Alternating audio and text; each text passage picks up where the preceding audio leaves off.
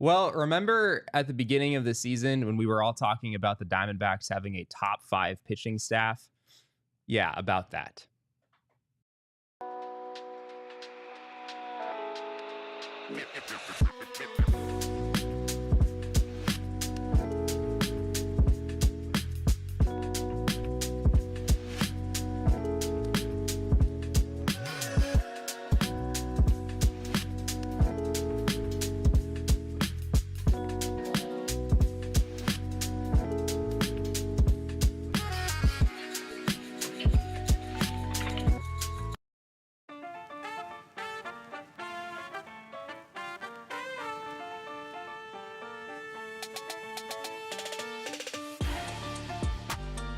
Welcome into the PHNX D-backs podcast presented by Bet365. Download the Bet365 app and use code PHNX365 when you sign up. Choose your offer and find out why, whatever the moment, it's never ordinary at Bet365. My name is not Derek Montilla. I am Jesse Friedman. I am your vice mayor. I am back. And me and Derek basically switched places. He is no longer here. Apparently, we can't have both of us. We have to just pick the one. But I am here, as well as Damon Dog, the one and only Damon Farrell is here as well as Archie Bradley, who is back for this Monday episode. And this special Archie Bradley edition of the pod is also brought to you by Branded Bills. Elevate your brand with Branded Bills, the perfect headwear and apparel. Use code PHNX for 20% off your first order. Well, we're going to talk about D-backs pitching and how it hasn't gone so great for this team in the year 2024, or I guess how it didn't go so great for this team in the year 2024. But before we get to that, the San Diego Padres and Los Angeles Dodgers played a kind of outrageous baseball game yesterday. And I feel like we sort of have to start there. There was all kinds of chippiness. The final score was very lopsided. The Dodgers wind up losing this game to the Padres 10-2. But Dodgers fans really showed out in this one, huh, Damon? I mean, it's classic Dodgers fans in peak form, really. I mean, it's pretty impressive what they're able to do, and just classy individuals as always. Nothing but class over at Dodger Stadium, and just super likable team. I mean, I agree with you. I just think, the fans, just like the team, they took this regular season and they've built up to playoff format, and they're in playoff form. Yeah. Not giving them an excuse. I will say that, Tatis can rub you the wrong way doing some stuff. What he was doing was kind of crazy. It was. But we were talking pregame. I have had my fair share of experiences in LA dealing with Dodger fans up close and personal, in the bullpen, via social media, and there's some special places for them. We'll say that. But yeah, I mean, I said before, is anyone surprised? It's kind of something that I expect every time I go to LA, and especially recently with what the Dodgers and Padres have turned into. I think it's just another one for the books. Did you see what happened in that bullpen? The throwing? Yeah. Oh, yeah. That was...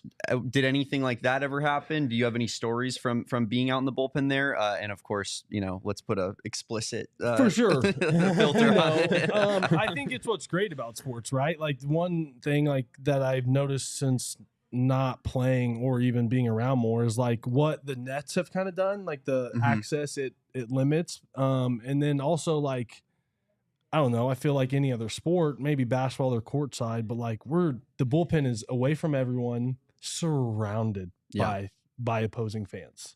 It's kind of unique in that way. And so, yeah, we talked about it last week. How do you deal with people chirping at you? How do you deal with Instagram messages, Twitter DMs? Dodger Stadium will prepare you for that. You will hear anything and everything that you could ever imagine, from death threats, family stuff. And again, there's sometimes we're like, how could you say that about my mom? You know what I mean? My mom's a great lady, or anything. I've heard when our left fielder, I've just heard some stuff that you're just like, dude, what in the world? Where it just you become numb to it. You become or again, some of my problem is, I'm going to talk back. You say something that's, again, we talked about it, past baseball related. I'm not saying that we have the right to go into the stands, but be prepared to hear something back. Just like you, I know we're getting paid a lot of money. It's part of the experience. Talk about baseball. You know, tell me again, blowing a game. Matt Kemp's my dad. You want to even take it a little bit further, some stuff. I'm cool with that. But you get to the point where you start throwing stuff. And again, I don't think people truly understand the magnitude of safety. And there's 60,000 people in Dodger Stadium. Yeah. Compared to, I mean, we saw it last night, what, like 15 security guards? I mean, really? You know what I mean? They were and, seriously outnumbered. Again, it's just and just sitting there too. Yeah. Like a lot. I don't know if you saw the one near the Profar situation, yeah. but he just like watched the guy like throw the baseball at him and was just like, "Hey man, don't do that." I know. It's crazy. Again, little inside info. 2017, when we went to LA for the NLDS, we were told to tell our family members and friends that were coming to the game to be very careful about wearing Diamondback stuff.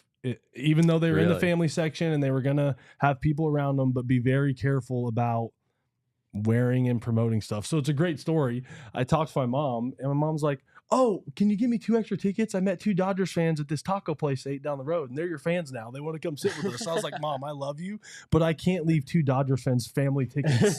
You know what I mean? Like, that's just not going to work. But yeah, we were advised to not even, like, in a way, have our family wear Diamondback stuff at the games because of what could possibly happen. I went to Dodgers game earlier this year in July. We're going to talk about that game a little bit later, actually. And me and my buddies, we all wore D-backs stuff, but we were pretty tame.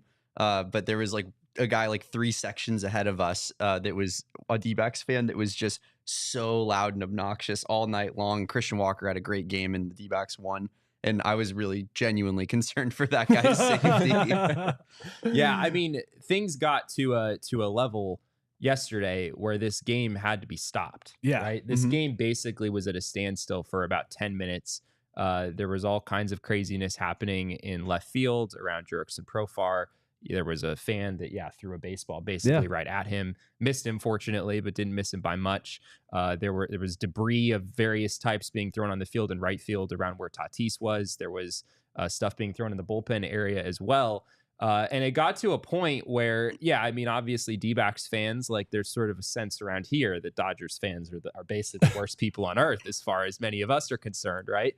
But I think on a larger scale, like, for all the world to see, it was kind of the worst side of that fan base kind of being on display in a very real way, right? Like, Darvish was just sort of sitting there on the mound for about 10 minutes waiting for this game to continue. And Archie, for a pitcher, like, that's a hard thing, right? To just sort of sit there after you've gotten warmed up for an inning and just wait for that inning to actually start. 100%. And on a bigger scale, we were just talking about it. Like, what if that ball hits Profar in the head? Yeah. I mean, you know, like, outside of his safety, that has so many bigger implications to, again, what we know as baseball. And again, I was just talking about the access and what makes baseball great. Like, this was an incident that baseball is going to review and talk about. Like, in the union meetings this offseason, in the player meetings, they're going to discuss what happened here and how do we address that. Well, we put nets up. We don't allow fans to be able to touch us. We put nets, you know what I mean? And real quickly, something like this turns into a separation where, you know, again, we're talking about it from not only safety, but from a safety of Darvish, like having to wait 10 minutes, not only what that means for his health, but then, like you said, mentally being able to lock back in and make pitches that are important. I mean, the Padres very rightfully so blew them out last night, but they have a chance to win the series and move on. Totally. And an inning like that, I mean, who knows what could have happened? You know what I mean? Yeah. There was also some chipping among the players as well. Yep. Jack Flaherty was kind of getting into it with Manny Machado after he struck him out. Seemed to be getting into it with some other guys as well from the dugout. Apparently, Manny Machado, I guess at the end of an inning, threw a baseball into the Dodgers dugout, which was sort of frowned upon. Dodgers players were not too happy about that. Manny says he does that kind of thing all the time. So I don't know exactly what the deal is there. The other storyline here is that Jurickson Profar robbed a Mookie Betts home run in the first inning of this game. And he pulled off a pretty outrageous. Fooled everyone. Yeah, he pulled off a pretty outrageous troll job and made it look like he had not caught the ball, I guess, until he eventually revealed that he had when Mookie Betts was like already almost done with his home run trot. Mookie got around second. You could see he was turning like, Oh man! And the broadcast put the graphic up. Yeah, Oh, the broadcast Home run. absolutely put the graphic up because it was like, well, if Jerks and Profar hasn't revealed the baseball yet, then of course the ball is in the stands somewhere. But yeah, Profar, it was pretty funny to watch. I don't know, how do you guys sort of make sense of all this? Who's in the right, who's in the wrong? Is this just sort of, Archie, is this just sort of baseball players doing baseball player things? Man, into the season, I think all the times, like in these situations, like you're competing. We talked about it last night, what it means to make the playoffs, what it means to compete for a championship. And both these teams have a legitimate chance to win a World Series. Yeah. And so I just think that's part of competitiveness, man. You say and do things sometimes where I'm sure Jack may look back at this tomorrow, maybe not, and be like, man, what the hell was I saying? Yeah. Or just, back it up. Like I stand by it. But either way, some of it I just love because that's what I love about grown men playing a game, and it brings out this edge and this fire and this side of people or things. And sometimes it's nasty, but that's also what makes it great. Manny has his own past, and he's not the most likable guy. I love Manny Machado. I love his swag, but he comes with his own bag of controversy as well. Yeah. Yes, he does. So I know Manny may say he does that, but at the same, Manny knows what he's doing. He played over there. And I think some of it at the same time, I think Manny has evolved into one of the leaders and ambassadors for this game. I don't really think he gets enough credit for the consistency he's had over his career and the caliber of player he's been. And from what I've heard and seen, the leader he's become over there in San Diego. Yeah, I mean, he called a team meeting after some of this stuff went down. You could see it in the dugout. He was trying to tell his guys to stay focused and I guess not let the moment get too big. Yeah, I also, have heard from other guys the way he's handled Tatis. I say handled Tatis, helped Tatis, and just helped and kind of been a pillar of leadership for a team that kind of was lacking that over the years with what they were trying to do. And yeah, I think because of Manny Machado alone, I really like the Padres. Yeah, I mean, I hate rooting for the Padres because of them being in our division, and I find their fans and kind of what's gone on with their fan base recently kind of annoying.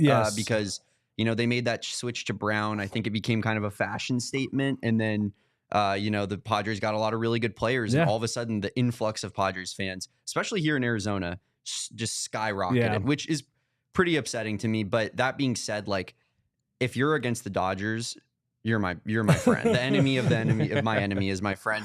So I'm going to be rooting pretty hard for the Padres in this series. I have been, and the Dodgers, just everything they do is just the most unlikable thing I've ever, like the Jack Flaherty situation. I understand it's baseball, emotions are high, it's the playoffs, people are revved up, and Jack Flaherty's a little bit of a fiery personality type of guy. Sure. Yeah, but he gave up 4 runs and has a 6.75 ERA in the playoffs right now, and he was like acting like he was throwing like a complete game shutout again when he was screaming at Manny Machado there. I didn't really understand that. I find the Dodgers so unlikable, and another thing I need to bring up is that the Ohtani at bat thing. Like the Ohtani's up in 4 batters. It makes me so sick.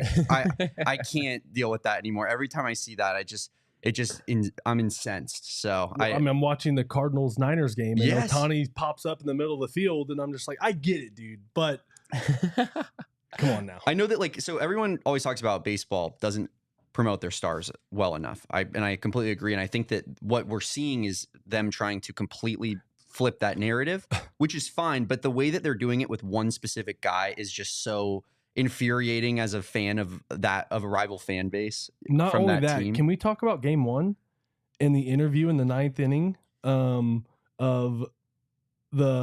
there's an interview of Padres gosh dang it, I'm going blank, but recently MLB Baseball did an interview in the middle of the 9th inning and didn't show in a bat in the top of the 9th. And it was like, the in-game interviews for me during baseball, especially playoffs in September, nah, man, I'm off that. Yeah, I'm off that. I'm with you. I feel like I'd see exclusively bad feedback from fans on social media about that. I don't think I've seen a single person who actually likes them doing that sort of thing. I will say this though. I get what you're saying, the influx of Padres fans, but I like Padres fans because they're just happy to be good. Yeah. You know what I mean? Like, I don't think they're as evil or mean when they lose as Dodgers fans. No. They're nowhere near the level of Dodgers fans. I think it's what's bothersome for me is in particular is I hate when fans of this people that are from this state that have like lived in this state their whole lives and they're the biggest Dodgers Padres fans in the world, and you're sitting there and you're like, how did that happen? I also like San Diego. I also enjoy going to San Diego. Beach, it's my favorite city to go visit, but that doesn't. I love Petco Park. I think their colors are really cool. I'm also not a Padres fan because of it, because I'm from Arizona and have lived here my whole life. So that's what really infuriates me about it. And there's been a huge influx of Padres fans recently in that regard. Dodgers fans, that's been a thing. Of course. The Dodgers have moved to LA. Yeah. But Padres fans, it's been kind of a recent phenomenon, I think. The Diamondbacks do have some kind of interesting history with Jack Flaherty. Some people might remember the grounds crew game from earlier this year where Jack Flaherty did a certain thing to the mound that Zach Gallen didn't like. And so literally every single half inning, the grounds crew would go out and fix it for Zach Gallen. That was sort of funny to see those guys talking about that after the fact. But yeah, I guess that's a transition to our next topic, which is this Diamondbacks pitching staff, which maybe people don't really want to talk about right now. But the D-backs, I guess while I was away, this happened late last week. They dismissed not only pitching coach Brent Strom, but also bullpen coach Mike Fetters, as well as pitching coordinator Dan Carlson. So the D-backs are kind of going in a new direction in that regard. And you can understand why. This is a team that had a 4.62 ERA last year that ranked 27th in the league. If you go by a league-adjusted metric like ERA plus, they were at 91, so 9 points below average. And this fact kind of blew my mind. The last Major League Baseball team to make the postseason with an ERA plus that low, there's two teams that did it at the same time. In 1981, the Philadelphia Phillies and Milwaukee Brewers both made the playoffs with an ERA plus right around where the D-backs was this year. Granted, it's been a lot harder to make the postseason for most of the last 40, 50 years. But still, even just the last team to finish above 500 with an ERA plus that low was the 2003 St. Louis Cardinals, who went 85-77. So yeah, we've said it for a while now. This is a Diamondbacks team that was very much held back by its pitching staff. And Archie, I guess I'm curious your thoughts on the Diamondbacks making some changes as far as coaches are concerned. Do you feel like these things usually come down to just like them being the fall guy? I mean, it is. I mean, again, I think over my time, I think every pitching coach I've had has been pretty good. You know, like I think some have been better than others, some from a mental or pitch selection or mechanical. But ultimately, yeah, I mean, we talked about it. I think health was a huge factor for this season. If some of these guys are healthy, it's a different story. But yeah, ultimately, man, it's I'm not saying it's a fall, like, but I again, like, what can Mike Fetters do better to make the bullpen better? You know what I mean? Like, I know a lot of people, but like, I've been around Fett. I contribute a lot of my early success and my bullpen knowledge and the way I learned to pitch in the pen and do some stuff to Fett. Like, he taught me how to pitch out of the bullpen, how to close games, some things that if I didn't have Fett, I wouldn't have understood. So like some of those things I was talking about earlier, like with J Mart, like I know Fett was in J Mart's ear and Ginkel's ear, and those guys got to see. I mean, Fett did it for so long. And he's been there a while and, took him to the World Series, whatever. But yeah, like ultimately in today's day and age, someone has to answer for it, and there's got to be changes made. And unfortunately, it was those guys. And like, especially DC. I mean, DC was a pitching coordinator for me all the way up through the minors. He pitched for the D-backs in like 99, I think, and has been in the organization. So that, that hurts, but it was still great to see DC work up the system and get a big league job and be a part of what I felt like he built for so long here. So that stings and it hurts because I love both those guys and know them personally. But again, that's business in the state we're in. And again, if that's the biggest issue, again, offense was great. We got to do something. You know what I mean? That's just the way it works here. Yeah, you mentioned it. Someone has to take a fall for it, and unfortunately, with the way that the contract situation is currently playing out, like most of these pitchers are going to be back next season. It's going to be largely the same starting rotation in particular. I'm sure the back end of the bullpen will look a little bit different, but the top end of the bullpen will be largely the same as well. So, I mean, yeah, it's you're going to have to figure out something, and you're not going to be able to switch around your whole starting rotation. So it just makes most sense that a coach is going to have to come in. I think that's like a saying in sports, right? Like, it's easier to replace a coach than it is to replace the players. So yeah. Yeah, this is a group that you're absolutely right, Damon. There's going to be a lot of the same guys here next year, and the D-backs need to find a way to get more out of what they have in a lot of ways. Part of the struggles this season, of course, were the injuries, the fact that you missed Eduardo Rodriguez for most of the season, Merrill Kelly for most of the season. Other guys missed time as well. And that prompted the Diamondbacks to have to look to the farm system a bit, tap into their organizational depth, which coming into the season, I think we thought was pretty good. But the results sort of said otherwise.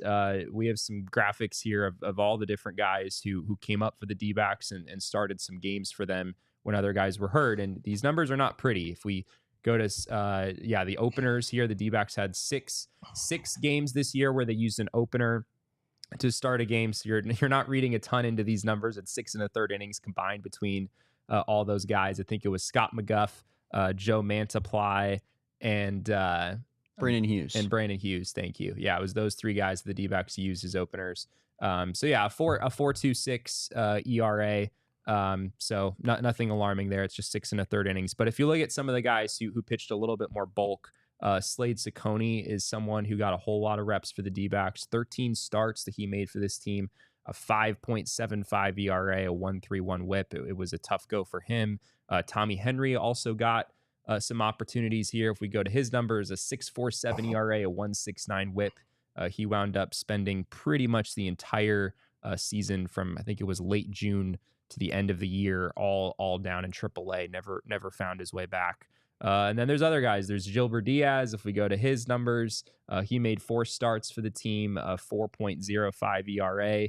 Blake Walston made 2 starts for the D-backs. He had a 2 ERA, so good numbers there. He also made some long relief appearances that didn't go so well. And then Christian Mena, pitching prospect that they acquired over the offseason for Dominic Fletcher, he also came up and made a start. I don't think these are the numbers for Mena. He had a 12 ERA, unfortunately, and a whip up over 2. So, it was not great altogether. These guys with the openers, this is 33 starts and a ERA of just under 6 for the D-backs. So, a lot of this really comes down to your depth and those guys coming up and stepping up. I mean, well, you said that's 33 starts. That's your 5th guy. Yeah. You know what I mean? Which, right. Again, for the D-backs, I don't know if they'll ever have, just because we talked about the market, the way if they'll ever have a true 5th starter. Like, I think that will always kind of be a floater and kind of whoever it wasn't supposed to be this year, but it sort of wound up that way. Correct. But, I think this is where I'm biased because, like, if we could, we can do it later. Pull up my first 2 years as a starter, my graphics. Sure. You know what I mean? Like, I just feel like I'm always on the player side of, like, some of this stuff takes time. Yeah. And again, I'm not making excuses for these guys, but some of these guys, again, I'd have to look at, and I did watch some of these games, but made these starts against some really good offense. Like, we're talking about some really good offenses right now in division and against some of these other teams. And I just think that what we're always going to struggle with here in Arizona, or my feeling, is like we talked about, there's not enough veteran depth or guys locked up, right, where we can have a young kid be our 5th starter and groom him or allow him to take his lumps while still being competitive. And then the next year he's seasoned, ready to go, and can take on a bigger role. Again, this many things, I've seen some comments and, like, keeping up with it, like, it's tough also from managing your minor league system, having to filter guys around. And I don't think people understand the movements of what that does when you're calling this many guys up and spot starts and changing guys' routines and days. And it's just a lot. And that's where the injuries this year were the biggest thing for me, for all the scuffle and randomness and inconsistency.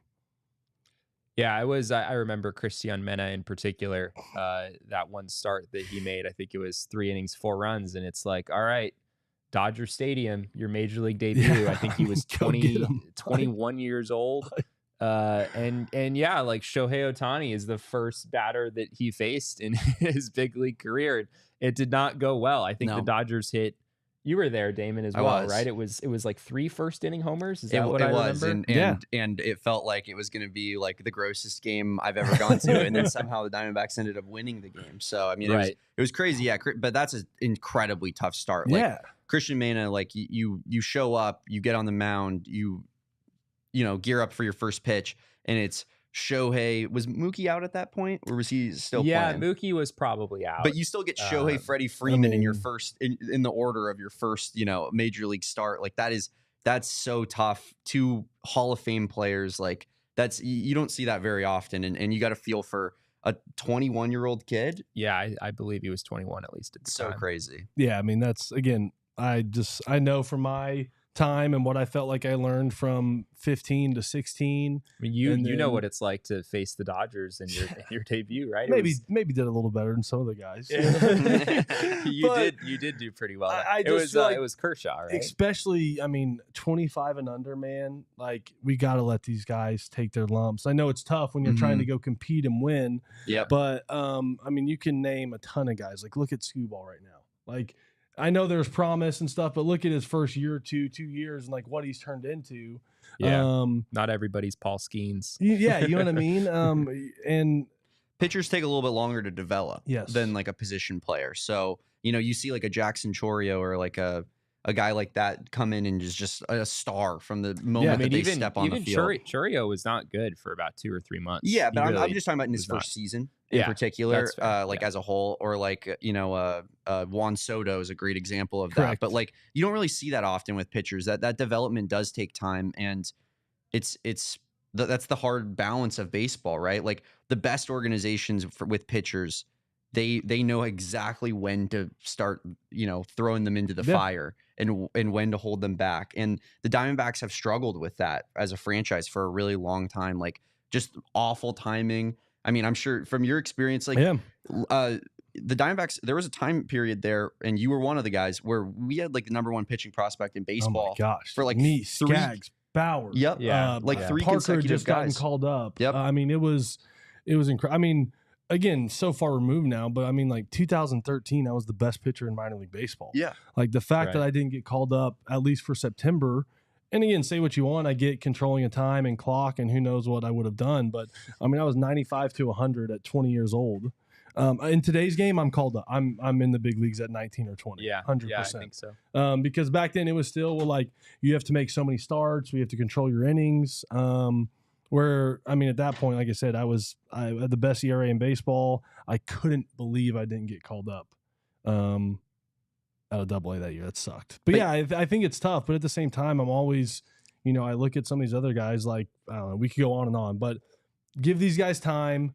That's where I do think the pitching coaches, like if you bring in the right guys, there's a plan and a system for these guys that starts now with your plan for them and what you want them to be, and then how you communicate that to them, and starting in spring, prepare them for what's to come. Because that's what I think is really, really important is we talked about a little bit last, but how do I get better? What do we expect from these guys? Who is our future? Obviously, again, if all these guys are back and healthy, these goes down. Like, I just think there's a real plan to really solidify 2 or 3 guys as our call-up guys, whether it be long guys or filling guys. And that's how you keep more consistency instead of all these other guys. Yeah. Yeah, it's a challenge. It's not a super easy problem to fix. I mean, you can't go out and sign, a bunch of great pitchers to be your depth starters. Yeah. That's not really how free agency works. And there's just not that many good pitchers in baseball. Yeah. Yeah. I mean, a lot of times your depth starters are guys you sign on a minor league deal. Yeah. Logan Allen also got some run in kind of a long relief role for the D-backs this year. It's going to be a bit of an uphill battle potentially to fix that issue. Looking at, I did a deep dive on some of the kind of trends, some of the underlying trends for D-backs pitchers this year, and I came up with a few interesting takeaways. I didn't really solve the Diamondbacks pitching woes by myself, shockingly. I know everyone was expecting that. But the Diamondbacks this year were actually very good at getting ahead in the count. They were tied for the 6th highest first pitch strike rate in all of baseball at 64, about 64%. So that was actually a strength for them. The Seattle Mariners were number 1 in that stat. Getting ahead 0-1 is obviously really important in this game. Where the Diamondbacks struggled was once they got ahead in the count, actually being able to put guys away. They had one of the lowest whiff rates in all of baseball. They were pretty good at leaving the strike zone once they got ahead in the count and trying to get guys to chase. And they did get opposing hitters to chase, but a lot of times they were not actually swinging and missing. They were fouling off the ball, extending the at-bat, and you know, eventually maybe the opposing hitter would actually get to them. So I guess, Archie, I'm curious from your perspective, like, what do you make of a pitching staff that is really good at getting ahead, but just doesn't really seem to have the swing and miss ability to finish off some of these guys? I think swing and miss ability, it comes like you get comfortable with that, and you get that when obviously the first part we talked about is great, being aggressive. Yeah. But like, again, I'm not saying it worked for me all the time. I had my own ups and downs, but an old school mentality, or like strike out whatever, like 4 pitches or less in an at bat. Like that was always the goal. And getting ahead was a start. But I think one of the biggest things I see in today's game, or I think, is like everyone is strikeout, right? The whiff. Like we've got a good defense. We've got good athletic players behind. Like that's where I talk about maturing and understanding. Like Joe Panic owned me. Great baseball player. Doesn't strike out.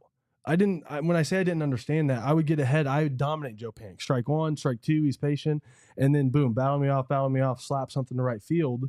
And once I got ahead of him and learned like, oh, I'm going to make you hit a ground ball. But I think understanding that concept of working to an at bat, and then, like truly understanding who the hitter is. Do they chase? Do they strike out? Or are they, can I make a good pitch in the zone that's going to produce, because I know he's in protect, I know he's defensive, that's going to get me out of this at bat. You know what I mean? Yeah. Where I just think we get so caught up in the strikeout and afraid of contact that, I mean, again, I got bit by it sometimes, but for the most part, I was going to challenge a guy. And if you were going to beat me, you're going to be, I hated walking guys. You look at walks, like for me, base hits, yes, I know that does hurt, but like long at bats and walks, like you look at walks and you look at earned runs, they're usually pretty close to the same number.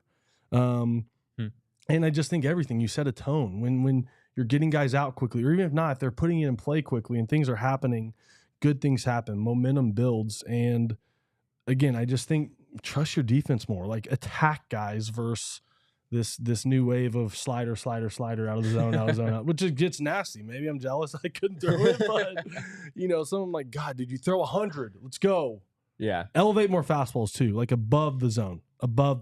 Yeah. Which I don't know really where the zone is now. It's gotten a lot lower than it used to be. But yeah, just too mmany fastballs hittable. Like guys can hit 100, 102 now, but elevated and more elevated up and in. I need to see guys be more aggressive in the zone. Too much out of the zone. I think it's pretty simple. The Roger Beshan's football slider. I think there you go. You teach everyone that, and all of a sudden we're putting away batters left and right, Jesse. I mean, that is sort of the underlying. Is there a video on here. that? Like, can we? Oh, he'll provide you with the information if you want. There's a lot of information available. DM the sure. Instagram. Let me see this. I am trying to come back, so it is interesting. Like the point about you don't have to strike everyone out, right? The Diamondbacks had one of the lowest strikeout rates in baseball. I think they were 5th lowest. It wasn't really a strength for this team, but there are other ways to get outs, right? You can also try to be more of a pitch to contact pitcher. From the research that I did, the numbers that I looked at, it sort of appears that approach didn't work either for the Diamondbacks this year. They were not only a team that struggled to miss bats, they were also a team that struggled to miss barrels. So when opposing hitters did make contact against the Diamondbacks, they did more damage on those balls in play than an average team. So it was sort of a double whammy. There are some pitchers who can have success by missing a bunch of bats, but kind of getting hit hard when they're not missing the bat. And then there are other guys who maybe don't miss as many bats, but they're good at pitching to soft contact. The Diamondbacks both sides were a weakness for them. They weren't really able to miss bats, and they also weren't really able to generate any kind of soft contact. So Yeah, I guess we can kind of present the issues here. Presenting the solutions is something for the new pitching coach to figure out. I did think it was interesting that Jordan Montgomery. I was showing this list to Damon earlier. It was kind of outrageous. Jordan Montgomery, if you just look at 00, 10, and 01 counts this year, he had one of the highest whiff rates in all of baseball. He was generating a ton of swing and miss early in counts, but his strikeout rate was extremely low. So he was able to do that early in counts, but he wasn't able to do that late in counts when it would actually be enough to put somebody away. So yeah, I don't know. I'm kind of curious, Archie. Like, what do you make of that? A guy who can get a bunch of swing and miss like early in a count, but when it's time to bear down and actually put someone away, the swing and miss isn't there anymore. I don't know. I mean, for me, like a terrible answer is like they saw it the first time and it was like, okay, I won't miss that again. Yeah. You know what I mean? I may not hit it, but I'm not gonna swing and miss, and like you're not gonna get me out with it. Again, that's where I talk with Montgomery, man. I think what I hope player option takes it and has a full off season in spring where like, dude, spring training is so big, even though it's boring and monotonous. And I honestly hate spring. I think, it seems important. like everyone does, but they kind of recognize the value at the same time. And especially now, the way they cater to starters to be ready for a season, all the B games and backfield games, like you get built up, you get your 500-600 pitches, and you feel at least physically ready to go. So yeah, I mean, I'm hoping that that's what happens. To me, at least, it seems like it's a mental thing. Yes. Because I don't know how you could generate those kind of whiffs early at that level. I mean, look at the pitchers that he's around when we were looking at that list, Jesse. It's like Zach Wheeler and that list of that leaderboard of like early count whiff rate. It's Jordan Montgomery is higher on the list than Paul Skeens. It's really like it's all the best pitchers in baseball, and then Jordan Montgomery, and then he's not able to put guys away. To me, that just screams like he was in his own head about it. And I guess I can't really think of any physical reason why that would be the case. But Jesse, I wanted to ask you real quick. Out of all of these pitchers that we looked at, Slade Ciccone, Tommy Henry, Yolber Diaz, Blake Walson, Christian Mena, who fills you with the most confidence moving forward? Like what did you see from those guys and this season that makes you think, I like this guy as a piece for this rotation in the future? Yeah, that's kind of the $1 million question. I'm sure the D-backs would love to know going into next year, like how they should arrange all these guys on their depth chart. Put your stamp on it. It's a little hard to say. I mean, I would probably, I think you just kind of start from how these guys performed this year, right? Slade Ciccone got a whole bunch of opportunity, and frankly, it didn't go well for him. He really struggled. Even when they brought him back as a reliever, the results were really even worse at that point. So I don't think he's at the top of the list. It was kind of a rough year for Tommy Henry as well. He was really bad this year. Yeah, I still kind of wonder if they had brought him back from AAA at some point toward the end of the year, if maybe he could have showed some progress. They never actually gave him that opportunity. Yolber Diaz is probably at the top of the list for me, I think. Mm-hmm. Just looking at the numbers, he had a 4.05 ERA in those 4 starts. It wasn't always great. There were some big misses. I think his fastball command still has a bit of a ways to go. His slider did not get nearly as much swing and miss in the big leagues as it did in the minors. So that's something I'm curious about. Suffice it to say, I don't think any of these guys are necessarily like, oh, this is the slam dunk, just give this guy some time. The potential is there for any of them. I still think Christian Mena, that was literally one big league start that we saw. He was sent back down, wound up getting hurt toward the end of the season. I could see it with really any of these guys, but they've all still got a ways to go. And this organization has struggled at times with getting guys from this point at AAA, where you're right on the brink of being a big league pitcher, but actually getting it to translate to the big leagues. And that's obviously a little bit easier said than done. I got a big hot take. It's not going to happen. Get out of Reno. Oh, and that's nothing against the Aces, the city, the people. I loved Reno. My time in Reno was great, but it sucks to pitch in. Yeah. It is not a place that builds confidence. I mean, dude, do you look at my first half in Reno, 2016? They sent me back to AAA. I was like, 8-1 with like a 1.6 in Reno. Like that's like it might as well 0. Like Yeah. they always say like a PCL, whatever you have, subtract 2 or 3, and that's your real ERA. Yeah. Again, I know everyone deals with it, but Reno just sucks, man. Like, I mean, you go back historically and look at the ERA of starters that get called up out of Reno.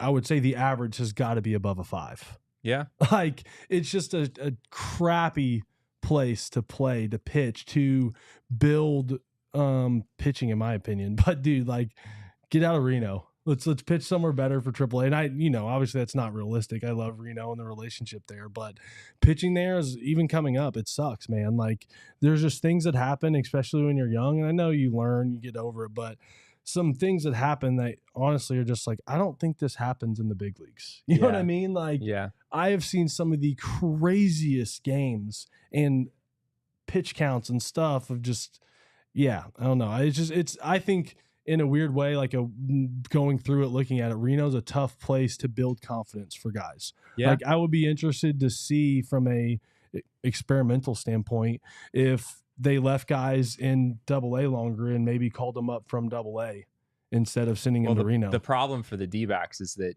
now they're in Amarillo for AA. That's right. And Amarillo grades out worse. Amarillo grades out as literally the most hitter-friendly environment in all of minor league baseball. So just everyone just comes from Hillsboro. Just everyone goes straight from high A to the majors. That's basically what the Giants did forever, right? Just send everyone to San Jose and then to the big leagues, right? Yeah, it's a short commute, right? I think, I mean, that situation is so important, especially with like a young pitcher, right? And like we're talking about this confidence thing. That can't be necessarily a good development piece for these pitchers. Like, you would have to get in your own head about it. But at the same time, you could also argue maybe that it weeds out maybe some of the players that wouldn't make it anyways. Again, we're sitting there in AAA in Reno, me, Shipley, Blair, all these guys, and literally like I was the only guy under a 5. I mean, maybe that's why some of those guys didn't pan out. But I mean, historically, it's even the good guys, man. It's a tough place to pitch, a tough place to build. And I don't know. I don't know. I think, like you said, there's not a guy to put a stamp on. I think it's just tough, man. I think I like out of what I saw this season, I think Gilbert Diaz was obviously the best of this group. So I see him as maybe the best chance to at least contribute next year. Christian Mana is so young that I don't want to like put the stamp on his career or say what he is and what he isn't. Like I think he could be a really good pitcher. But I'm not super filled with confidence from these guys. I do think that it would be like Ernesto puts it in the chat here, and I think he's from Tucson, but like the Sidewinders, I mean, that seemed like a pretty decent situation in terms of like you need a rehab start, have a driver drive them down an hour and a half. They could be back at home in Phoenix at night. Like I think that would, and obviously the weather is so similar and the altitude and stuff. Like I think that really would be a beneficial thing for this organization. Again, I know it's little, but it's building a fan base. Your AAA team is now an hour away. Yeah. It promotes just, again, building and community, and it's a lot easier to commute to a game, and nothing against Amarillo, Texas, although I will bring it up. Horns down. It's OU Texas week. But Texas fans, they have their, I know the minor leagues are spread out, but I think there's ways to do that. Tucson would be fantastic. I like that. Get on board with that. Let's make that happen. Well, we have some mailbag questions to get to here in a moment. But before we do that, I want to give you all a couple of quick notes from some folks around here at PHNX. And we're going to start with Gila River Resorts and Casinos. This is probably where Derek is right now. I don't have official confirmation, but generally when Derek is off work and I don't know where he is, this is just the best assumption to make. They have 4 locations: Wild Horse Pass, Lone Butte, Vicuiva, and Santan Mountain. To experience the very best that the Valley has to offer. Go all in with over 4,500 slots and live table games, or catch all the action at any of our sports books. Go big and go home a winner. From upscale to approachable, casual to classy, from bar to bar none. Our selection of dining options over at Gila River. They are always in good taste. Elevate your experience literally with unbeatable views at the rooftop restaurant, which is called Prime. It is an unprecedented level of entertainment and excitement that you won't find anywhere else in the desert. They know they have set a very high bar, and I'm sure that Derek is enjoying his time there as we speak. So you do you at Gila River Resorts and Casinos. Visit playatgila.com for more details. We got a fun one here, Archie. Blue Chew. Ever heard of it? What is it? Blue Chew. So the Diamondbacks pitchers, their rotation, obviously weren't lasting the longest this season in terms of staying on the mound, innings pitched. But you know what? They maybe could have used a little bit of Blue Chew to help you last longer. First impressions are important. What about lasting impressions? That's where Blue Chew comes in. Blue Chew helps boost your confidence in the bedroom so you can stay hard and perform at your very best. It's an online service that delivers the exact same active ingredients that are found in Viagra or Cialis, but at a fraction of the cost and in a chewable form. Like I said, man, I mean, had a lot of, problems lasting on the mound. I think this is the type of situation where, you hit up Blue Chew, you see what's going on, and does it work? Do you think you need it? Try it for a month and see what it gives you, see what it helps you out with. Your partner's gonna love it. And we got a special deal for our listeners. Try Blue Chew for free. That's right, absolutely free when you use our promo code ALLCITY at checkout. Just pay the $5 shipping fee. That's bluechew.com, promo code ALLCITY to receive your first month free. Visit bluechew.com for more details and important safety information. We thank Blue Chew for sponsoring this podcast. This was totally a Derek ad read, by the way, Jesse. Yeah. We discussed it beforehand. You pulled it off, though. That was great. I'm impressed, Damon. Way to go. Is that NSF certified? That's the drugs. That's all the supplements we have to take for Major League Baseball. If it's NSF certified, let's keep it in the clubhouse. I'm pretty sure it is. I would think that it has to be. Just a nice little like it's like the snacks, Again, like, men, let's get their testosterone running. That'd be great. Maybe take the miles up. MPH might tick up a mile an hour. And again, I like the lasting longer. You know what I mean? Maybe it's another inning or two. Might be onto something. I don't know. It's something to think about. We're talking about how you fix the D-backs pitching situation. It's definitely just something that maybe we just toss in the ring there. I mean, confidence at home in the bedroom goes a long way in life. Damn right. Let's get back to baseball. Yeah, let's do that. So it is Monday, of course, here on the PHNX D-backs podcast, and everyone knows what we do here on Mondays. If Derek were here, he would give the spiel. He would say that every day is Earth Day. Every week is Shark Week. Every year is Damon's year, something along those lines. But on Mondays, we go to the mailbag. So, Kevin, let's go. Always something interesting in my mailbox. I try to get to everything in my mailbox. And then once in a while, there's a letter that makes me go, wow. And let's do the thing. Let's get to some mailbag questions. Our first question comes from Daniel Caston over on Twitter. And Daniel says, how many days until opening day? And I've really failed on this front because I meant to look up the actual number of days until opening day, and I definitely failed to actually do that before we went live. Damon, are you getting on this for me here? The real answer is 0 days because the Arizona Fall League starts tonight, ladies and gentlemen. So that is Fall League champion baseball. Oh, you guys won the thing, huh? Yeah, 2014. I don't actually know this. I say this. I felt like we had statistically one of the best Fall League teams. We dominated. Okay. Keep rowing, baby. Salt River Rafters, keep rowing. We might have a little bit more on that later, but I'm looking at 172 days until opening day, Jesse. 172. Okay. So there's 365 in a year. So we're like, it is barely closer like in the future than it is in the past. We're like almost right at the halfway point between the two, which is kind of depressing to think about. But yes, it will be here eventually. Maybe not as soon as we'd like, but of course we have spring training baseball coming in February, And as I said, we have the Arizona Fall League starting here tonight, right in our own backyard, which is something that you all should take advantage of. We're going to talk about that a little bit more later in the show. But for now, let's go to our next question. Kevin, what do we got? Avi SOEP, I'm not going to try to pronounce that because I know I will butcher it. Ask this on Twitter. Who should the closer be, J Mart and keep Puck as your high leverage lefty / eighth inning guy, or vice versa? Damon, what do you got on this? I think J Mart definitely projects as the closer moving forward. I would, sit him down and tell him that and say, I think we want you to be our closer of the future. But as of right now, AJ Puck is one of the best relievers in all of baseball. I think it would be a little silly to kind of take him out of that role, just because of how important it is. But I also kind of envision a world where maybe Torrey uses him as more of a wild card than maybe our fan base and we personally might see. So yeah, I really could see it being like kind of just a closer by committee type of situation, and AJ Puck coming in the eighth inning to get 5-6 outs at times even as well.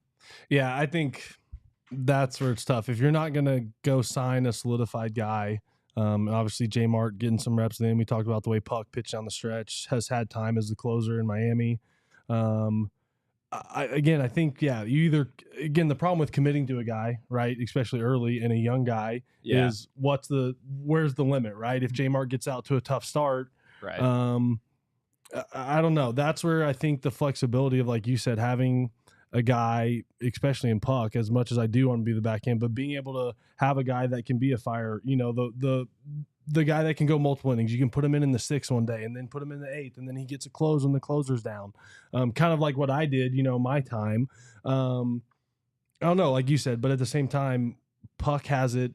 He has the reputation. He's an intimidating guy on the mound. The way he pitched down the stretch, very, very large the man. momentum, everything leads to him being the guy that you can look to in the back end, which I think is huge, man. When you have a guy, especially the way he finished, all right, that's our guy. You can build from there and then, build around him. I always talked about it as much as I wanted to close and my time was closed. The last 3 outs are the toughest outs of baseball. Mm-hmm. Yeah. And having a guy that you believe in, again, I always like Kenley Jansen. Obviously he's going to be a Hall of Famer, but even he had some rough stretches in LA. But for the most part, they stuck to him. And like finding a guy that can hopefully be that and you can stick to is, I think, the most consistent thing to the back end. In your experience, you had times where you were the best reliever in the Diamondbacks bullpen, but you weren't necessarily the closer. Did you enjoy that? Like, do you think AJ Puck would be in a spot where like he would maybe even prefer that? Or again, what I would hope from that is that what I always said is I want to get paid for it. Saves are this crown jewel of getting paid. Right. But like you go look at that stretch I was in, like I led the big leagues in holds numerous years. I set a record for most holds in the first half. I know holds aren't as sexy. You can get one for just getting one out, but the same can be said for a save. And don't get me wrong, closing is extremely hard. But there'd be times like I would roll through 4, 5, 6, go out, get and then give the closer really 7, 8, 9. Or again, like I would pitch down 1 run, or in stuff like tied where closers they only pitch ahead. Certain situations where I had to be ready and pitch in a lot more games, and I found that more fun than closing because I felt like I could impact a game. And especially losing 1 or 2 and like getting that game to the 9th where we have a chance to score and tie or win the game. I found that even more valuable sometimes than closing out a win, So I don't know. I think J Mart with the experience he had, he could definitely be a guy like that. I think we talked about Dre Jameson last week too, that I feel like I would love to see take on a role like that. He just feels like a closer kind of from a mentality standpoint, doesn't he? Yeah. Yeah. He gives off closer vibes for sure. That's definitely a either thing. way. I think again, with the experience that both those guys have, it's a good spot to be in where you have 2 guys that you're considering for the back end because you can work with that a lot easier than not having one. Yeah. The D-back, this organization has had many years in its history where there wasn't even one back end arm. But I was at like, who do you go sign? Like, I think signing a closer too is also such a huge gamble. It is. Like, I don't. There's like 5 guys that are like shutdown closers. Yes. The rest are all pretty, replaceable. Well, and to an even then, extent. like I probably would have said that Josh Hader was a shutdown closer, and then you see that the Tigers bring up Andy Ibanez to pinch hit, and he clears the bases with a double against him in a playoff game, right? Like that's the sport that we know and love. Let's go to the next question, Kevin. What do we got? Next one is from Grant Lyon at Grant Lyon 31 on Twitter. What steps are being taken to address off-season training plans for players to curtail the amount of injuries this team had to battle through? This is a question that I can't really answer as of yet. It doesn't sound like the D-backs have had their conversations with guys, at least as of the exit interviews last week. Torrey said that that's something that pushes a little bit later in the offseason. But I did want to ask you, Archie, about just like in general, are there things the D-backs can do this offseason to try to prevent injuries, or is that not really how it works? No, I mean, there is, right? Like every team takes each player and breaks down certain things, and they track everything, not only from on-field performance, but your weight throughout the season, muscle mass, lean, all these things where, hey, man, during the season, you lost 15 pounds over the season. Like that's maybe why your power is down. But I mean, let's talk about the Dodgers. Like, look at their injuries. Injuries, I just think they're going to happen. Happens, like, I would say, again, from my time, what the D-backs offer from a training and nutrition is honestly, I would consider one of the best in the big leagues. Like, no one does what I've seen that the D-backs do, what they offer with Salt River. The food, as like they start prepping meals for us in December, I think. Like when I was training here, like we had access to full food. Oh, wow. Salt River's open. All the trainers are there. Everything is open to us. That's why, again, I talk about, like, I feel like Arizona should be such a landing spot for guys. Like the only thing I would say that I felt like we had here, or I say we had here, but trying to recruit guys or create more of an off-season home here for your younger guys, where like when I would go work out at Salt River, Goldie, Pollock, Chris Owings, Jake Lamb, me, I could go, there was probably 15, 16 dudes. And especially come January, like when the new year came, it was probably at least half the 40-man guys were in Arizona at the facility. And I know each guy has their individual program, but when you start to get guys together earlier, and again, you start to create something where, oh, Archie's here every day at 7. I'm going to get here at 7 because I want to be here with those guys. And like, oh, Jake Lamb's cold tubbing. I'm going to cold tub. And then again, like we were strategic, and we would like when I was a younger guy, like I watched what Goldie did. I watched what Pollock did, and it helped me. What we talk about, like the learning curve of how to be a pro. Like I went into year 3, like, oh, I'm ready to be a pro now. Like I'm ready to step into this year and handle whatever it is. But it was this sense of this, like we talk about it, we're not going to go spend on massive free agents and like bring in whoever. So creating this system where guys work out here in the off season, that's one thing I'd like to see more of. Where we call it D-backs camp, whatever, but let's get something where guys are present here in Arizona and in front of our staff more consistently. Yeah, I mean, it definitely seemed like a lot of guys coming off the World Series run did return to Salt River early, and we're getting their work in. I don't know exactly how many. Maybe there is opportunity for more of that to be done. But yeah, I think there's the Diamondbacks medical staff, I think, has been sort of under fire here for the last few months, just given the volume of injuries that this team took on this year. But from the outside, it's really hard to connect any of that directly to an injury to a medical staff. Again, I know all those guys like from other teams. The D-backs are one of the top medical staffs. The treatment, the care, their program, they do an unbelievable job from my experience. So again, I just think it's just baseball, man. Yeah, and they were relatively healthy 2 seasons ago. Yeah. This team has not really had a history of getting injured year after year. This season was really kind of an anomaly. If it becomes a habit, then all of a sudden you can start asking questions. Yes. But in a one-off situation where the team played until October the year before, like it makes sense given how short the off season was that maybe there was a little bit more injuries here and there. So we'll reconvene that next table that discussion for the time being. Let's go to the next question. We have from Corbin Carroll on Twitter. Thanks, Corbin. Big friend of the program. Yeah, Corbin Carroll is a big avid viewer of the show. What do you suspect will be the order of priorities for the team this offseason? Pitching, first base, third base. There's deceptively a lot to be done this offseason. I feel like we could spend probably an entire show on this question, kind of outlining the priorities, but because I'm sure we all have different answers. Yeah, right? Probably everyone would have different answers.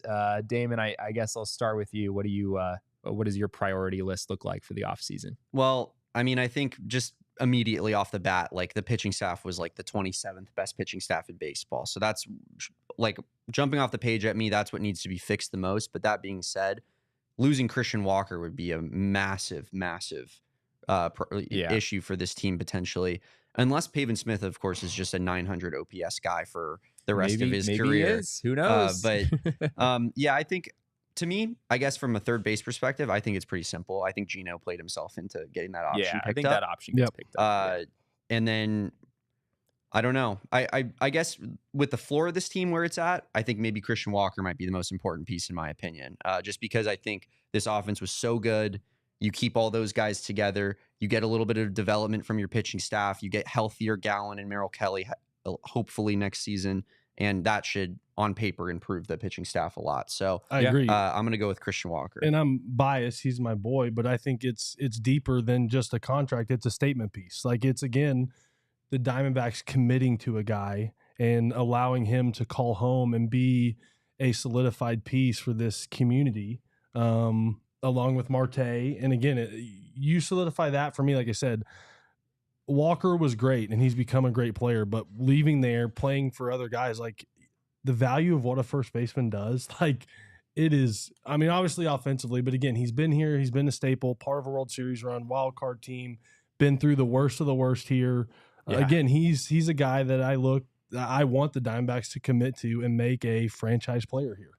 He seems like he is the leader of the clubhouse as well. Like, at least from my outside perspective. Like, from a great, like, level-headed perspective. Like, Walk, I don't think ever, like, you could tell he's happy or excited, but, like, he's a smart, intelligent player that has learned and, like I said, been through it all, that I think now, again, is one of those guys that is an invaluable piece to this team going forward. So that's my thing. We don't sign Walker. I really don't like that.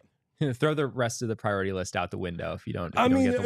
We talk about it. Like, of course, pitching, but like, how do we address that here? Yeah, right. The starting rotation for next season is basically set. Yes. Yeah, you kind of have what you have, and it's just a matter of trying to get guys to be healthy, which again is not necessarily something the team has a ton of control over, but hoping to get more lucky next year, and then also just trying to help Eduardo Rodriguez.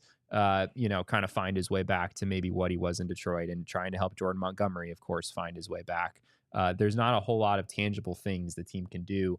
I guess they could try to make a trade or something along those lines. I know Mike Hazen always talks about how you can never have too much starting pitching. So correct. I wouldn't rule out an addition there, but you're not overhauling this rotation. It really is what it is, and I don't think that's necessarily a terrible thing. I could still imagine a 2025 where the Diamondbacks rotation is above average, because for sure. I think they have the arms to I 100% think so. I mean, I'm hoping, for me, huge bounce back years from these guys. Yeah. From everyone, from health wise and performance wise. I think honestly that's what gives me the most optimism about going into next year, is I really do think the core offense is there.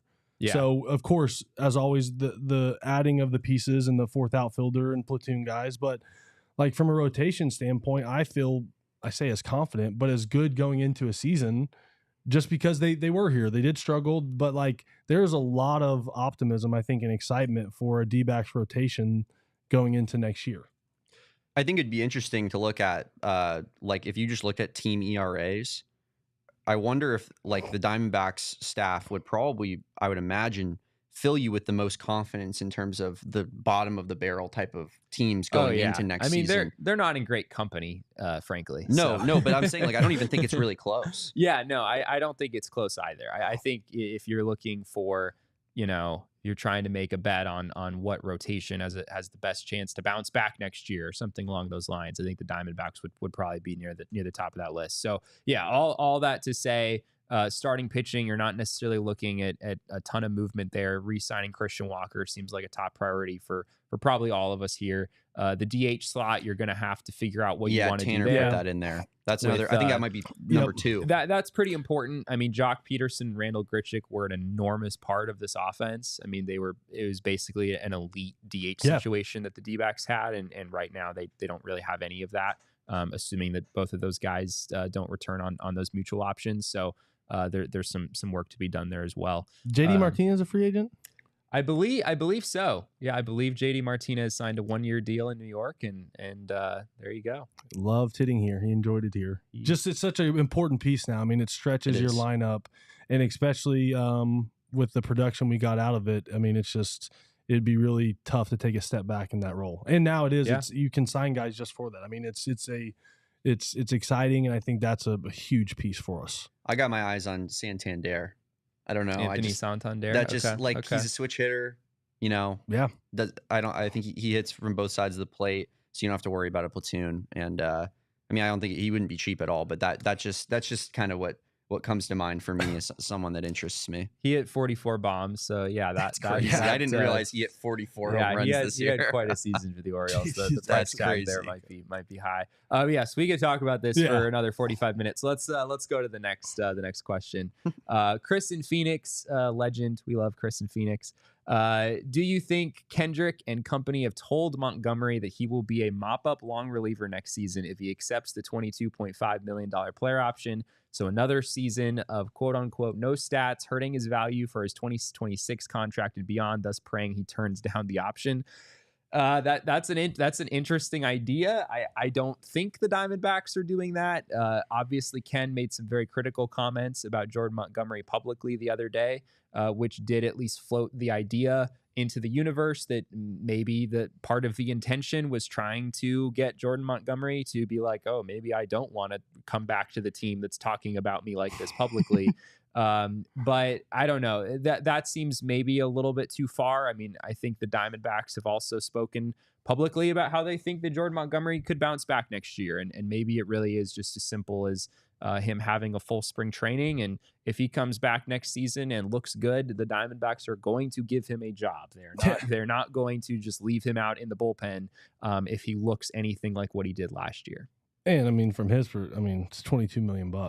Like, he's not gonna what is he gonna sign for after the season he had? You know? And again, I believe in him. I think, like we saw, again, I don't have to go in. The not having the spring training for me is the whole reason for the season he had. So I'm excited. Again, Ken saying that's just, dude, that's the owner. Like, whatever, right? Like, that's part of it. I know he does make decisions, but he really doesn't. Like, not downplaying his role or who he is, but in a way, he signs the checks and he provides input and opinion, and he has the right to have an opinion as an owner who signs the checks and pays for this stuff. And regardless, like, whatever, I'm still going to make $22 million next year. I'm taking my option, and like, I'm going to go pitch. And if you want to leave me in the pen, I say leave me in the pen, but in my head, he's going to bounce back and be a huge piece of this rotation. I would be very shocked if the Diamondbacks did not at least give Montgomery a shot next season. Like, they are going to go into spring training with the intention of having him be a starter and be every bit the pitcher that they envisioned he would be. I don't think like Ken Kendrick saying that doesn't really have any bearing, really. I think it's funny because he often says funny things, but at the same time, like, I don't know if you saw before the season when he called Shohei a DH and he was like, he's 1-9. That was hilarious. But his comments about Shohei, it didn't age as well as maybe. I mean, I kind of agreed with him at the time. Like, yeah, Ken, Shohei is just a DH, at least for this season, right? But he wound up being about as good of a DH as he could. My point being that I don't think Mike Hazen and Torey Lovello are saying those things to Correct. Jordan Montgomery. They're trying to fill him with confidence and get the best out of him in 2025. Yeah. We have one more mailbag question. Let's go ahead and hit that one. This comes from Ben over on Twitter. Who are your quote-unquote must-keeps in terms of contracts for success in the 2025 season? So I guess options here, obviously Christian Walker, whom we already touched on, Randall Grichuk and Jock Peterson likely to leave on those mutual options, Josh Bell, Kevin Newman, those guys are free agents as well. Paul Sewald, also a free agent. any of those guys stand out outside of Walker, which I think we've already kind of touched on. I'm biased, but I like Kevin Newman. Okay. Bear down. Newman. Arizona guy. And I think he had a really good season this year. He cooled off a little bit towards the end, but he helped this team win a lot of baseball games when they really needed him. Tons of injuries, obviously, this year, and he really stepped up, in my opinion. I think he was a solid player, and I think obviously you get him back on a really cheap deal. Yeah, so really cheap, and I think he fits the mold and For like sure. knows his value in that role. And for me, just he's going to be a guy that provides consistent depth and value. Where we talk about from that side, someone goes down, all right, he can play multiple positions. Yeah. Understands how to take professional at bats. So him, and I know we talk about, I don't think he does, but I jock, just personality. Yeah. Again, his career, what he's done, the presence he brings. He's now, I mean, especially compared to a couple of years ago, as good of a hitter as he's been in his career in terms of some of the stuff he's doing. And the pop is still there. So I like what Jock brings. I like who he is as a leader for the young guys. And again, I think when you have two-time World Series champ, in your locker room, that is, again, vocal, loud, goofy, a little weird. Like that's a Diamondbacks type player for me. Yeah, Jock is all of those things for sure. And he spoke when we talked to him the other day. When everyone was cleaning out their lockers, he did speak positively about his experience here. It sounds like he'd be interested in returning. But yeah, the numbers are going to be tough. It's not going to work in the D-backs' favor that Jock just had a career year and will be highly sought after by a lot of teams. He'll be with the contender, unfortunately. I think he'll find a home with a team, not saying the Diamondbacks don't, but more realistically that have a chance on paper to go win a World Series somewhere. Yeah.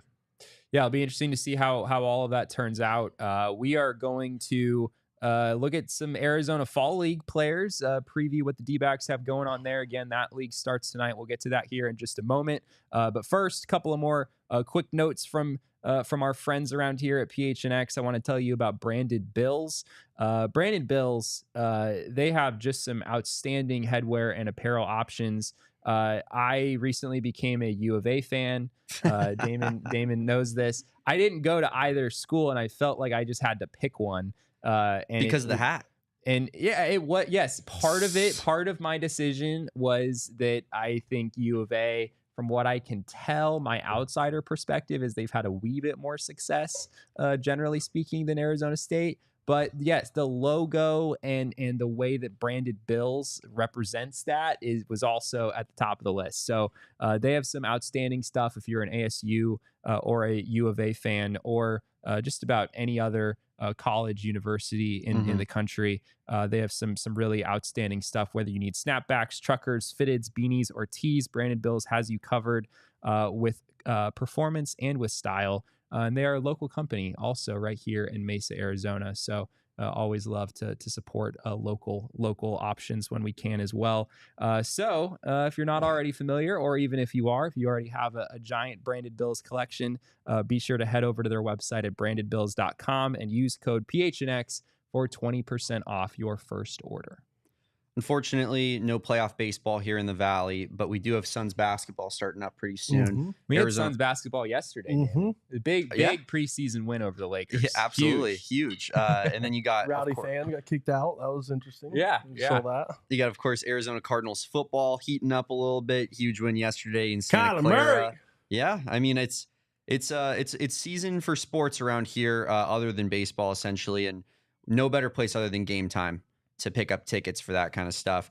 Head on over to Game Time, use our promo code of PHNX, and you'll get $20 off your first purchase. And they have a new feature called Game Time Picks. Makes getting your favorite live events even easier. Filters out the fluff to show you only incredible deals on great seats, so you don't have to waste time searching through thousands of tickets. Game Time is really nice. It kind of culminates. It's like somewhat of like a Expedia Hotels.com situation where they culminate all the other ticket sites and give you the cheapest option. Has a great interface, as Jesse loves, and it's just the cheapest place to buy tickets. So if you're in the market for going to a sporting event, concert, comedy show, any of the above, make sure you check out Game Time. Take out the guesswork of buying tickets with Game Time. Download the Game Time app, create an account, use code PHNX for $20 off your first purchase. Terms apply. Again, create an account and redeem code PHNX for $20 off. Download the Game Time today. What time is it, Jesse? It's game time. Yeah, damn right. I nailed that. That was I great. absolutely crushed that. Yeah. So the Arizona Fall League, it is here. It has arrived. There is a game happening tonight, although unfortunately no Diamondbacks prospects will be represented in that game. That is Mesa playing against Surprise out at Sloan Park tonight. So if you're around the valley and you miss baseball and you're willing to sit out in 107 degrees or whatever it is today to experience it again, that option is out there waiting for you. For people who don't know what the Arizona Fall League is, I think word has mostly gotten around at this point.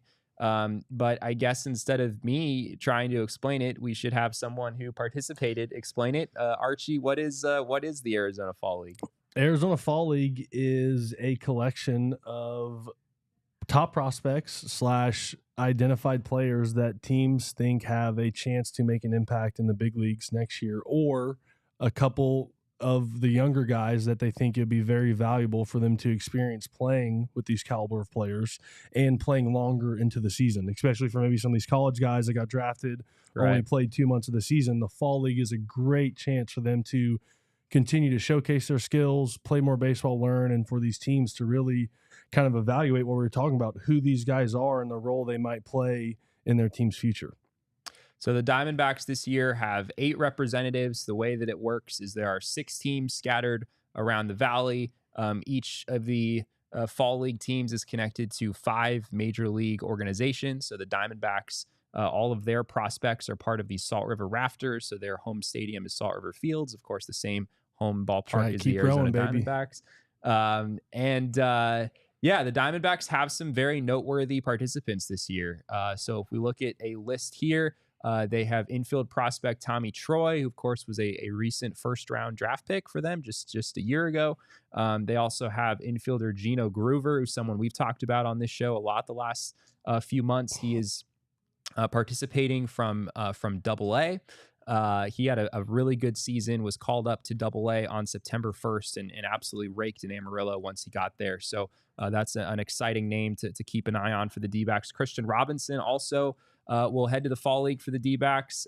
He is coming from Double-A. Robinson had a bit of a tough year this season, obviously still trying to make up for all of the time he missed for what was more than a year period where he was sort of away from the game due to some off-field stuff. So he was participating at the age of 23. Yumin Lin, that's the beautiful face that you see there on the right. Lin really finished the season strong.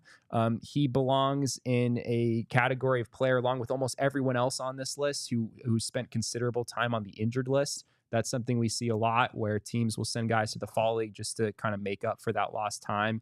Yumin Lin took a ball to the face while standing in the dugout. Which still blows my mind, and missed a couple months with that. So he finished the year really well. Actually made one start in AAA just a few days ago. Spent most of his time in Double-A, so he'll be out there. One of the D-backs' top pitching prospects. And then running through the bottom of this list real quick, Dylan Ray comes from Double-A. He missed a couple months with an elbow injury. One of the more highly regarded names in the system. He was with Amarillo this year. He will be there. And then we have a trio of relievers as well. Philip Abner from High A Hillsboro, who's a 22-year-old who had a 1.85 ERA in 34 innings. Really strong numbers there across the board. Kyle Ament, I believe is how you pronounce that. He reached AAA this season, started the year in Hillsboro, ended it in AAA, had a 2.86 ERA across those 3 minor league levels. So he's someone who could impact the big league roster as soon as next year, pretty reasonably. A 9th round pick out of Dallas Baptist last year. So definitely, program. Definitely a name to keep an eye on there. And then we also have Alfred Murillo, who is coming from High A, 22 years old. So he will also be there representing the Diamondbacks. So we've got 8 players. And again, some of the Diamondbacks' very best prospects here, Tommy Troy, Gino Groover, Yumin Lin, all probably in the top 5 or so in the system. So Damon, you gonna get out to some of these games? You know, I've never been to a Fall League game, but I think maybe we should maybe hit up our diehards, see if I know that they like going out and seeing if we can get up a meetup kind of unprompted going, and then also maybe just Jesse and Damon just go watch ball. Maybe we don't invite Derek. Yeah, well, maybe Archie comes too. Yeah, and I don't know. Yeah. You may look it up real quick. There's a percentage on players that play in the fall league. It's something like 65 or 70% at least make the major leagues. Yeah, like it's a huge percentage of. So the guys you're seeing are pretty much guaranteed to be the next wave of guys you're going to be watching in the big leagues. And for me and for all of us, the futures game, like during the middle of the season, that's really cool to go to. But the fall league was like, for me, almost more of like, I'm a guy, because you looked at the other guys that were there, like across the fall league, like either guys that, like, even sometimes, like, there's probably a few big leaguers that are going to be in the fall league. There typically is. They've made their debut already. Same thing. They want to get some more work. So in a sense, you do is cool. There's a couple guys who had been in the big leagues who are on our team. And yeah, you got to, in a way, restack yourself up against the top prospects in baseball for, a month and a half season. Well, before we get out of here, Archie, I'd be remiss if I didn't ask you to try to name as many players as you can from your fall league team in 2014. I recognize this was a decade ago. Yeah. But there's some fun names on this list. So what do you got? Okay, we'll go D-backs. Caleb Fleck, Brandon Drury, Enrique Burgos, oh gosh, catcher I was just talking about the other day. Huge. Peter O'Brien. Yeah. Man can hit some bombs. Mark Appel, Trevor Story. Yeah. Chris O'Dowd. Ryan McMahon. Gosh. I'm missing a few big guys here. There's a star center fielder for the Minnesota Twins. Oh, Byron Buxton. We had the whole, because it was the Twins. Bucks. It was the Astros. So who else? I remember it was the five names on. We were the five worst teams in baseball that year. It was the Diamondbacks, the Twins, the Astros, the Rockies, and I'm missing one other squad. But it was literally like the five worst teams. But I think we had the five. Like, we had the most, like, top-rated prospects, at least for me, on that team. Yeah, it was a fun time, man. It was a fun time. Again, play a whole season, and then you have to go back and play again. But, again, understanding the magnitude of it. And, yeah, I think anytime you commit to winning and being a part of something, and we won, it was fun, man. We didn't spray real champagne because none of us, I think half the team wasn't even 21, so it was grape juice and stuff. But I actually just put it rearranged it today, my fall league ring. Like, it's an important piece of my career and something that I was so fortunate and happy to be a part of. And we talk about just a little tidbit, like, I went to the fall league in 14, made the team in 15.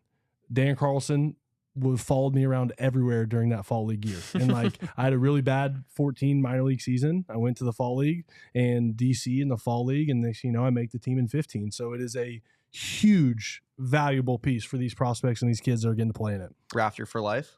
Oh yeah. Yeah. Well, yeah. And I think for fans as well, it's a really, really cool experience. I've been going to fall league games for a long time, far before I even worked in baseball or anything. It's just a lot of fun. You can basically sit wherever you want. I think it's $10 to get in. Yeah. It's really affordable. So if you haven't been to a fall league game before, or even if you have, absolutely recommend checking it out. Maybe just give it a few days until it's not like 108 degrees outside, which is still utterly outrageous. But we thank all of you for being with us here for this show. It is always a pleasure to have all of you here with us in the chat. In the meantime, until tomorrow, we'll be back here at 1 p.m. But be sure to give all of us a follow on Twitter. You can find me at Jesse N. Friedman. You can find Damon at Damon Dog. You can find Archie at Archie Bradley 7. He's also on Instagram. He's a whole lot more serious about Instagram than I am. I think I've posted like 3 times in my life. You can also find our producer Kevin at Kev Tom Writes. That's THOMWRITES. Of course, our beat account is at PHNX_D-backs. We'll have all sorts of D-backs content there throughout the off season. So we really appreciate your support there. And all roads here at PHNX lead to at PHNX_sports.